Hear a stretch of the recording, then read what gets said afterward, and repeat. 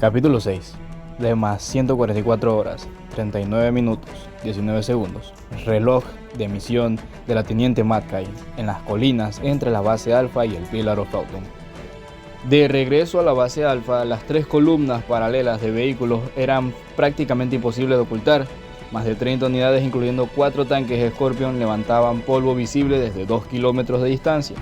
El calor de las máquinas era fácilmente detectable por los sensores Covenant. Mackay lo sabía, pero no intentó ocultarlo. El enemigo los rastrearía en cuanto detectaran el rastro. Era evidente que se dirigían a la base Alpha. El Covenant, tras tantas derrotas sufridas, incluida la pérdida de la colina, la incursión al Verdad y Reconciliación y el asalto exitoso a una docena de sus posiciones, una respuesta masiva por parte del Covenant era inevitable. La situación era un 3-0 a favor de los humanos. Mackay, consciente de que la batalla era inminente, organizó a sus tropas en 3 pelotones. El primero, bajo el mando de la Teniente Oros, estaba compuesto por Warthogs, cuya misión era eliminar fuerzas terrestres enemigas y defender la columna de posibles ataques aéreos. El segundo pelotón, al mando del sargento Lister, estaba compuesto por los tanques Scorpion. Estos avanzaban en el centro de la formación, posicionados estratégicamente para recibir el menor daño posible, mientras mantenían su potencia de fuego. El tercer pelotón, liderado por la propia Mackay, tenía como tarea neutralizar a los Ghost enemigos y enfrentar a la infantería que lograra evadir los otros 2 pelotones. Para reforzar su capacidad de respuesta, 5 Warthog fueron desenganchados y preparados para actuar como unidad de reacción rápida. Cada pelotón contaba con una asignación precisa, diseñada para funcionar con eficacia y coordinación. Sin embargo, había un problema evidente: evitar el fuego amigo durante el avance, especialmente con múltiples unidades operando en paralelo. El primer gran obstáculo surgió al final del terreno llano. Allí las suaves planicies daban paso a una región de colinas que creaban un laberinto natural de cañones, barrancos y quebradas. Cruzar por esa zona de forma imprudente significaba perder la formación de 3 columnas y reducirse a una sola línea de avance, volviendo a la fuerza vulnerable. Por fortuna, Mackay ya había identificado una ruta alterna más adelante, la cual permitiría mantener la formación intacta. Se sabía bien que si entraban en esa región montañosa, el Covenant tendría la ventaja. El terreno elevado ofrecía posiciones perfectas para emboscadas y fuego cruzado. Para empeorar la situación, una tercera colina se alzaba más adelante, creando una segunda puerta natural, que los humanos debían cruzar antes de poder finalmente dirigirse a la base Alpha. Esa doble garganta de piedra y roca se perfilaba como una trampa potencial. Mackay no se sentía cómoda ver cómo las columnas se acercaban rápidamente. El terreno le provocaba una inquietud que no podía ignorar. Aunque no era religiosa, un antiguo salmo vino a su mente, pero lo desechó casi al instante. Sabía que los salmos no ganarían la próxima batalla. Con una mirada dura y decidida, recorrió la línea de vehículos y soldados. Aspiró hondo, luego dio la orden. Todos debían estar preparados para lo que venía. La siguiente fase del avance no solo pondría a prueba su estrategia, sino la voluntad de todos los que marchaban con ella hacia la base Alpha. Desde su ventajoso punto elevado en la segunda colina, el Elir Adu Mortume observaba el terreno con paciencia calculada. A través de su monocular, divisó el convoy humano. 3 columnas avanzaban lentamente, bien organizadas, pero vulnerables. 4 tanques Scorpion acoplados a remolques pesados entorpecían la velocidad de la formación. Mortume comprendía por qué los humanos habían elegido ese paso. Era lógico, directo y probablemente la única vía disponible sin romper formación, pero esa decisión, aunque sensata, les costaría caro. Bajó el monocular y se volvió hacia los Wraiths ocultos tras una línea de rocas. No le entusiasmaban los disparos lentos de esos vehículos, pero debía admitir que en esta situación eran la herramienta perfecta. La colina ofrecía cobertura natural y altura estratégica. Desde allí, cada disparo sería devastador. Había algo más que le llamaba la atención: los tanques humanos. Poco se sabían sobre su funcionamiento, y Mortume, curioso por la naturaleza, deseaba verlos en combate. Aún evaluaba si valía la pena esperar, cuando una voz áspera sonó tras él. El concilio de maestros me ha enviado un espía.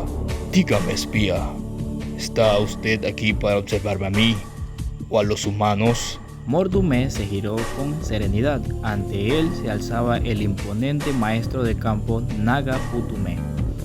A pesar de su gran tamaño, se había acercado sin emitir un solo sonido, conocido tanto por su valor y liderazgo, como por su fanatismo, paranoia y orgullo desmesurado. Putume era una figura temida incluso entre los suyos. Mortume golpeó suavemente sus mandíbulas inferiores, una señal tradicional de respeto entre Sangheili, y respondió con cuidado. Alguien debería contar las bajas humanas, entregar el informe de su última victoria y sentar las bases de su ascenso, maestro. Si sabía una grieta en la coraza psicológica de Putume, Mortume sabía dónde encontrarla, en las cercanías de su ego, y no se equivocó. Juraría que por el pecho del maestro del campo, ya de por sí vasto como el escudo, se expandió aún más ante el elogio. Si las palabras fueran tropas, liderarías un ejército formidable, replicó Putume con una mezcla de burla y orgullo. Así que, espía, ¿están listos los Banshees? Listos y esperando, señor, respondió Mortume, volviendo a levantar su monocular. El élite de armadura dorada giró con firmeza, enfocando al convoy humano, que avanzaba directo hacia la trampa. Sin decir una palabra más, extendió sus dos dedos y dio inicio a la orden. Desde el cielo, el rugido de los Banshees cortó el aire mientras el Bright se preparaba para lanzar el primer disparo. La emboscada había comenzado.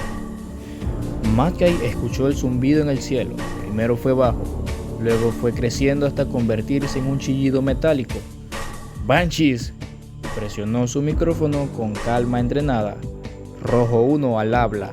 Aeronaves hostiles en aproximación. Primer pelotón autorizado para interceptar. Los demás en espera.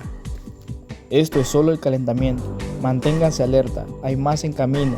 Cambio y fuera. Los Warthog ya giraban sus torretas. La batalla había comenzado.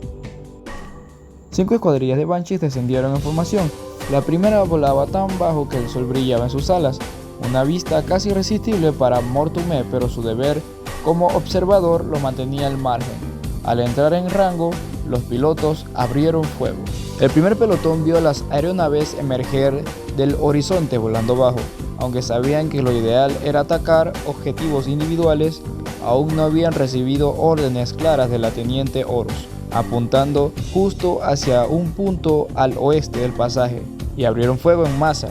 Los Banshees, sin posibilidad de frenar, comenzaron a girar, justo cuando entraron de lleno en la trituradora de carne. Mortume comprendió el error de inmediato, al igual que Putume, quien ordenó a la siguiente oleada romper formación y atacar individualmente, pero las órdenes llegaron tarde.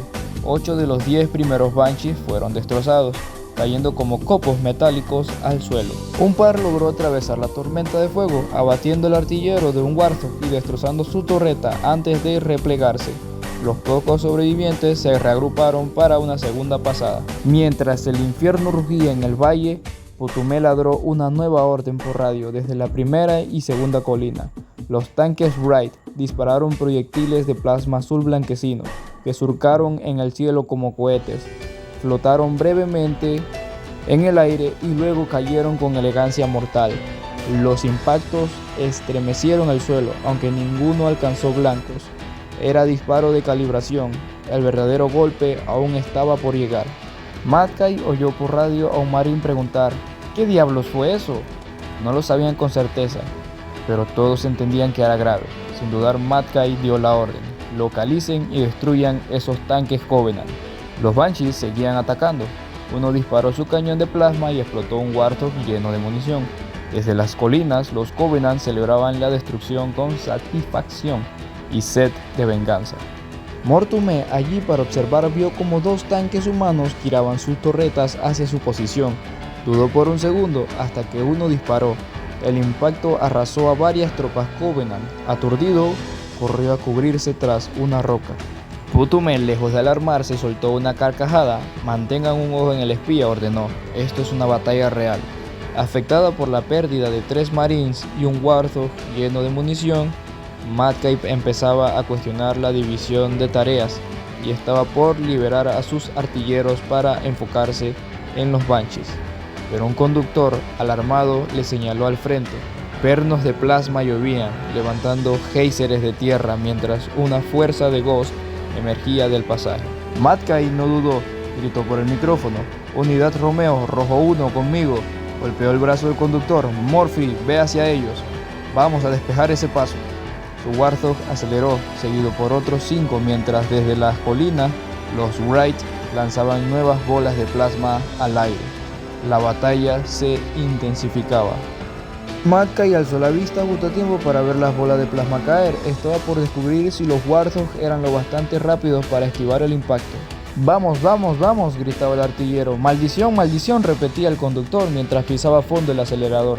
A toda velocidad lograron esquivar los 3 disparos. Metcalf, con el corazón en la garganta, miró atrás justo cuando una de las esferas impactó, dejando un cráter humeante. Y entonces, como un milagro sobre ruedas, Romeo 5 emergió entre el humo, rebotando por el terreno hasta pasar de golpe por el borde del cráter. No hubo tiempo para celebraciones. Los Ghost ya estaban en rango. El vehículo líder abrió fuego y Metcalf levantó su rifle de asalto, disparando al más cercano.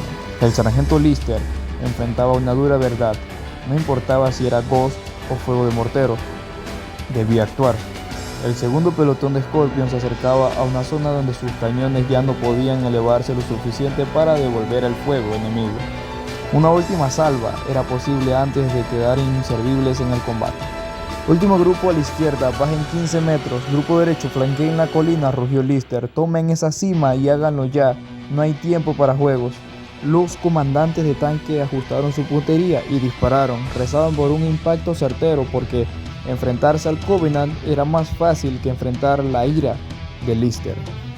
El maestro de campo Putume observó con impaciencia cómo el Wright de la primera colina explotaba, llevándose con él a un grupo de Jackals. La pérdida del mortero fue lamentable, pero tolerable. Con 2 docenas de Ghosts ya desplegados en el paisaje inferior, Putume estaba a punto de ordenar el cese del fuego. Seguir disparando era arriesgarse a eliminar a sus propias tropas. Emitió la orden justo cuando una última bola de plasma surcaba el cielo y vio a los humanos entrar en el pasaje. El cabo Snaky Jones sabía que estaba jodido desde que el frente de su vehículo recibió el impacto que lo volcó, mientras él disparaba hacia adelante cuando el golpe lo tumbó. Entonces descubrió que no podía respirar. Se dejó caer mirando al cielo, jadeando, mientras una imagen extraña, hermosa, se formaba ante sus ojos. El ruido de los Banshees y el rugido de un Warthog pasando a su izquierda lo devolvieron a la realidad. Intentó llamar por radio, pero no tenía casco ni micrófono. Sin comunicación, la posibilidad de ser rescatado era nula. Maldiciendo, se arrastró hacia los restos del Warthog y agradeció que no se hubiera incendiado. Recogió su rifle francotirador, evitando mirar al sargento Corley, quien estaba destrozado sobre el parachoques trasero. Tomó su mochila con munición y equipo médico, aseguró su arma y se dirigió hacia las colinas más cercanas con la esperanza de encontrar una cueva donde esperar el fin de la batalla o intentar llegar a la base alfa. La teniente Oros estimaba que su primer pelotón había batido 2/3 de la aeronave enemiga, pero aún quedaba un remanente peligroso. Tenía un plan que Metcalf probablemente no aprobaría, y sin esperar más, dio la orden y saltó al terreno. Se reunió con 4 voluntarios de los 13 Warthog restantes, cargados con lanzacohetes y munición extra. Se resguardaron tras un montículo de rocas y establecieron una posición defensiva. Cuando todo estuvo listo, Oros lanzó una bengala. El humo naranja se elevó al cielo, atrayendo a los Banshees como buitres. Los Marines contuvieron el fuego, esperando a que al menos 13 aeronaves estuvieran en rango. Entonces dispararon 5 cohetes simultáneamente, repartiendo el ataque con un ritmo constante. Las explosiones hicieron caer a varias naves. 2 huyeron de inmediato, otra quedó dañada y salió de combate. La teniente Oros pensó que la amenaza había pasado y empezó a avanzar con sus voluntarios hacia la colina, pero el piloto del Banshee dañado tenía otros planes. En un acto desesperado lanzó su nave en picada contra el equipo de emboscada, estrellándose contra las rocas y arrasándolo todo en una bola de fuego. Que el cabo Jones lograra llegar a la base alfa con vida fue pura suerte. La escalada por una roca suelta fue instinto puro, un deseo natural de ganar altura, que todo soldado, especialmente un francotirador, lleva en la sangre, y algo que Jones había aprendido bien entre recibir órdenes duras de los sargentos. Estaba decidido a pasar a la ofensiva, a ir tras el Covenant. Quizás no era la decisión más inteligente, pero sabía que era la correcta, sin importar las consecuencias. Jones estaba a medio camino de la cima de la colina, lo suficientemente alto para divisar la colina opuesta.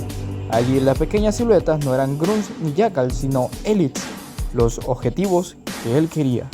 Preparó su mira, aumentó la magnificación y por un instante se preguntó a cuál disparar primero, al de armadura azul o a el de armadura dorada. En ese momento, Jones era Dios. Quitó el seguro del rifle y deslizó suavemente el dedo hacia el gatillo.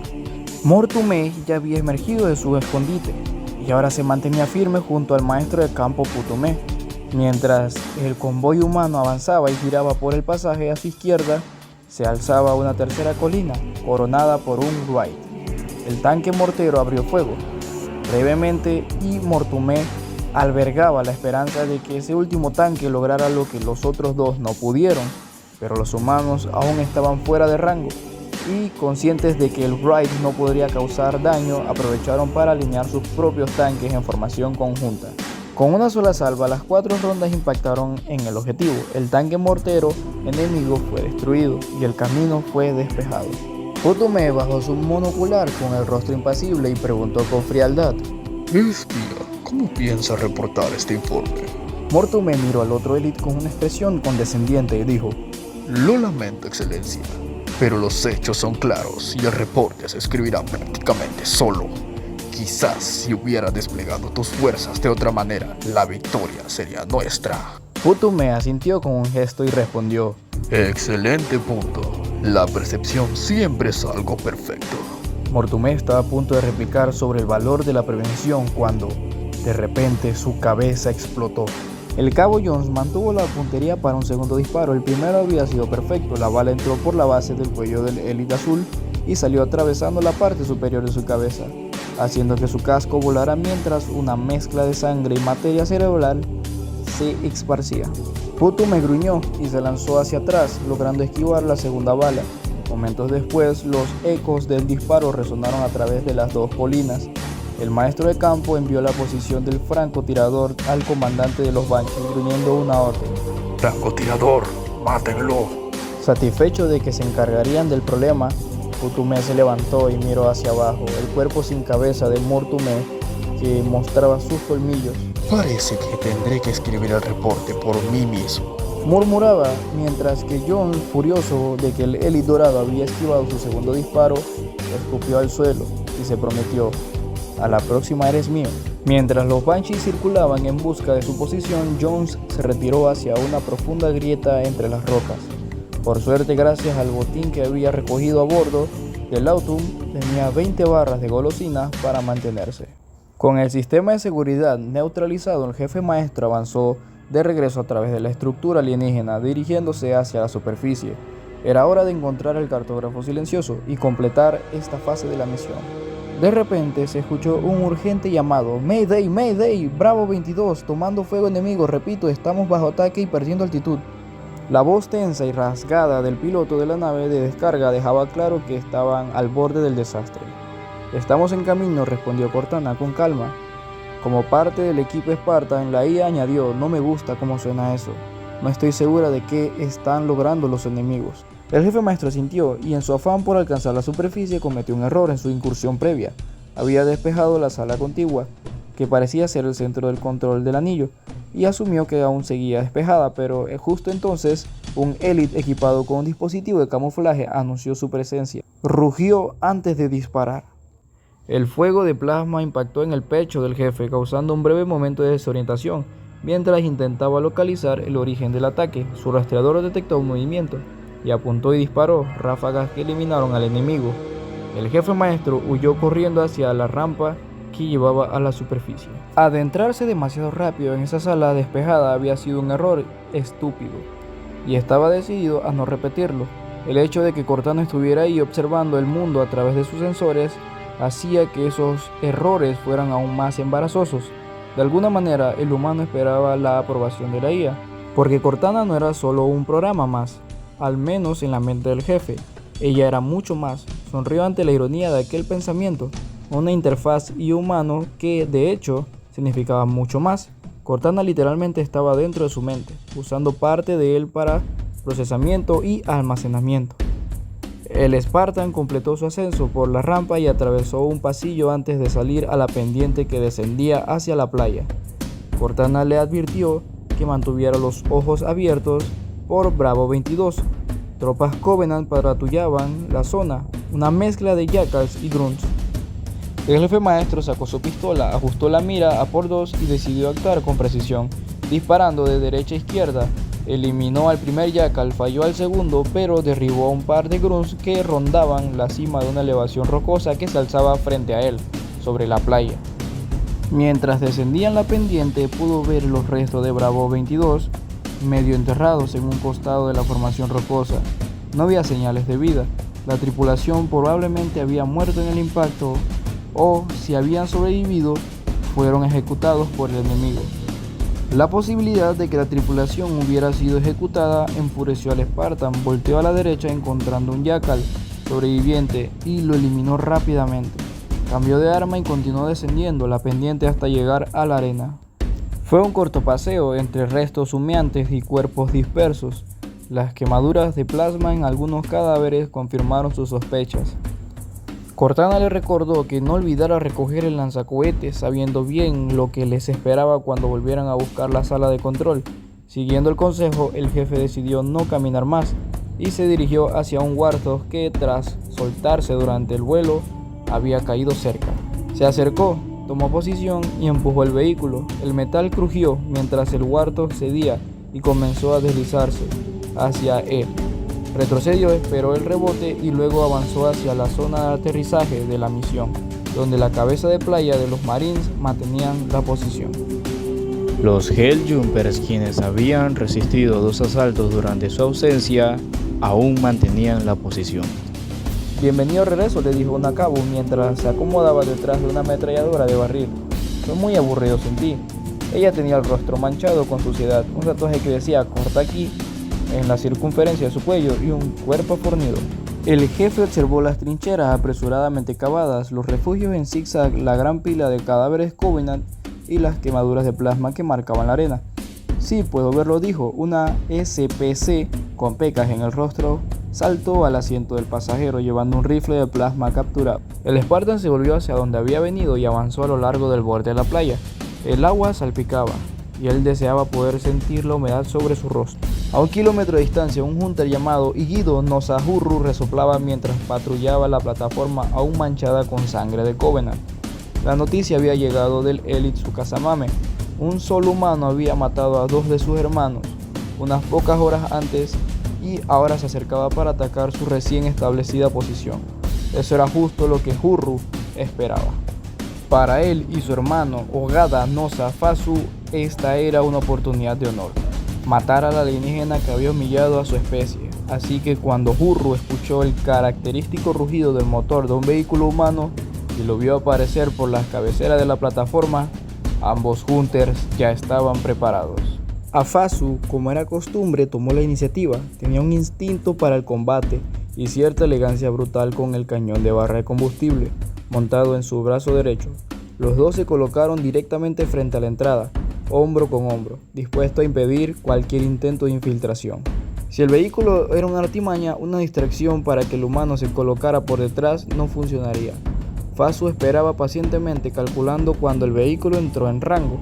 Disparó un único y cuidadoso sincronizado disparo, asegurándose de que el lento pero devastador pulso de energía alcanzara su objetivo en el momento justo. El jefe maestro vio como una gota de energía verde amarillenta aparecía en su visión periférica.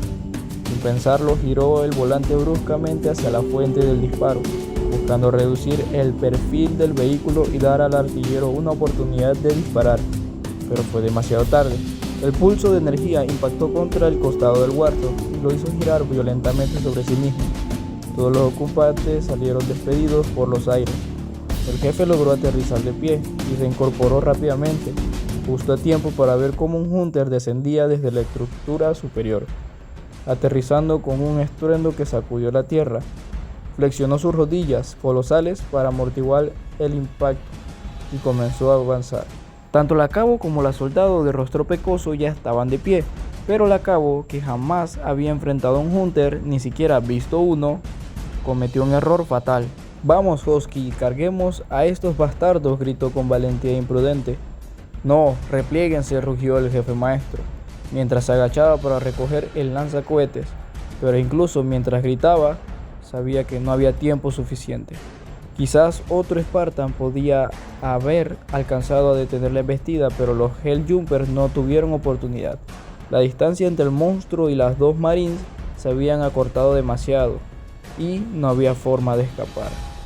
La cabo arrojó una granada de fragmentación que estalló frente al gigante, pero su rostro se transformó en una expresión de incredulidad cuando vio que el Hunter apenas titubeó, continuando con su avance imparable. El alienígena cargó sin piedad.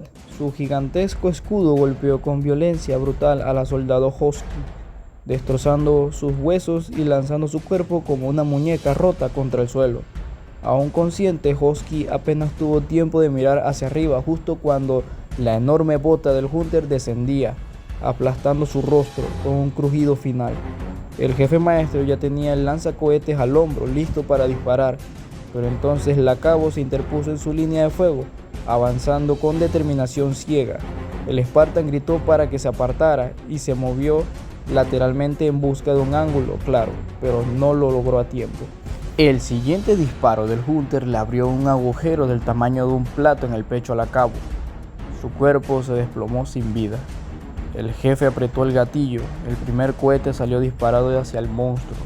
Para su sorpresa, el Hunter lo esquivó con una agilidad imposible, y la explosión solo arrojó escombros y polvo alrededor de él. El coloso se abalanzó con un rugido. El Spartan dio un paso atrás, sabiendo que no tendría tiempo de recargar con calma. El siguiente cohete tendría que ser un disparo directo, sin margen de error. El Hunter llenaba ya todo su campo de visión. Estaba demasiado cerca, no había tiempo para pensarlo. El jefe apretó el gatillo.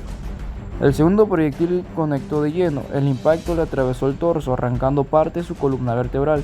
El Hunter fue lanzado hacia atrás con un gran chapoteo y cayó boca abajo en el agua, tiñéndola de un intenso naranja sangre. Mientras el jefe recargaba rápidamente, un rugido de furia rompió el aire desde la plataforma. «Sirves bien. Tú perdiste a tu hermano. Yo perdí a todos los míos».